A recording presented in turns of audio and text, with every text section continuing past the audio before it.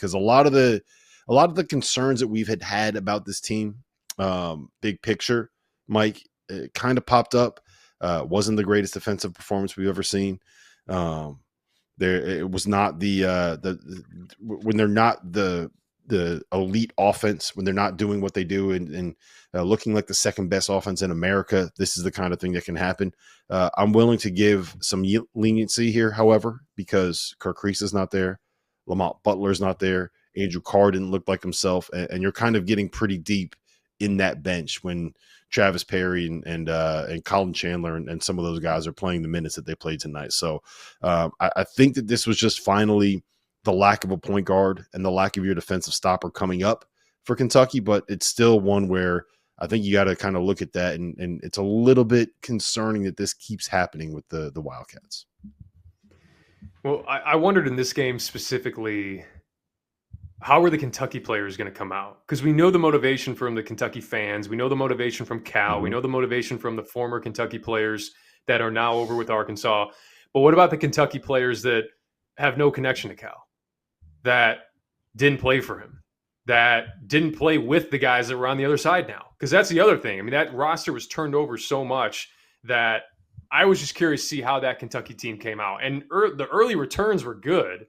They knocked down shots. That dissipated as the game went on. But you talked about the defense, and you also made a great point about, like, I can't talk about all this without talking about Butler and Kriisa being out. Because the big thing that I look at with Kentucky is when they pounce on you, they're good.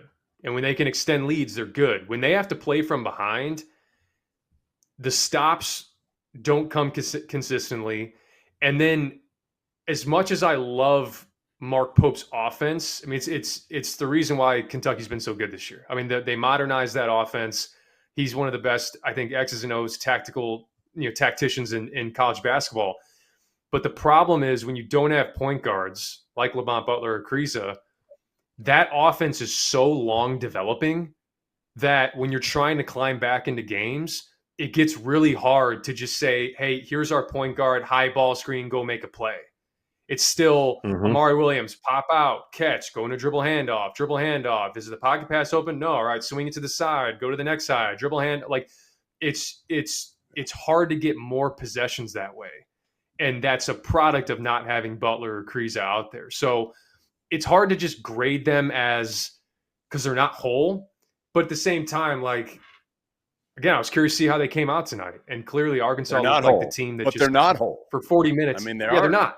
And Arkansas looked like a team tonight that wanted it more for 40 minutes and took advantage of the situation. So I'm not concerned about Kentucky long term. They need to get those guys back for sure. But there are some things, whether it's – But don't you kind of think, Mike, they are what they've been over the last month? Like they kind of got fortunate early on in the year that they won these close games and they beat Gonzaga and Seattle. And right now Gonzaga is down 11 at St. Mary's, and they could honestly be on the bubble at the end of this. If they lose a couple more games in the WCC down the stretch here, they could be right on the bubble. That's not as good a win as we thought it was at the time. So I just feel like this Kentucky team is inconsistent because they don't really guard. And, either if they're not making their shots or somebody else is making shots like they were tonight, that's not a great shooting team and plays harder than them. The question I have for Kentucky a lot is they don't play with a lot of intensity. Other than Owe, they don't have anybody else who's fiery, who kind of gets them going, who can grab them like on a night like tonight and say, hey, MF, like get up in them. And like, guys, that was Kirk Kriisa. They don't have that type of guy. Yeah. And I think it's what, like, the reluctant. Go ahead, Rob. No, just go ahead. What you got it, Mike?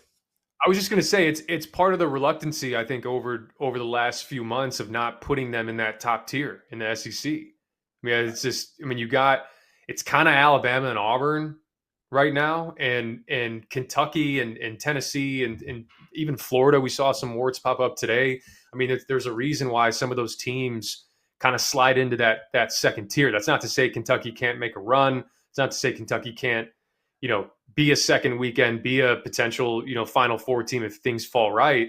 But they're going to have things fall right because they're going to run into teams that are going to bring it for 40 minutes, that are going to shoot it well just like they do. They're going to want to play at the pace that they do. So that's my question with them. Can they get whole, and what's this look like over the next month as you head into SEC tournament play and March in general?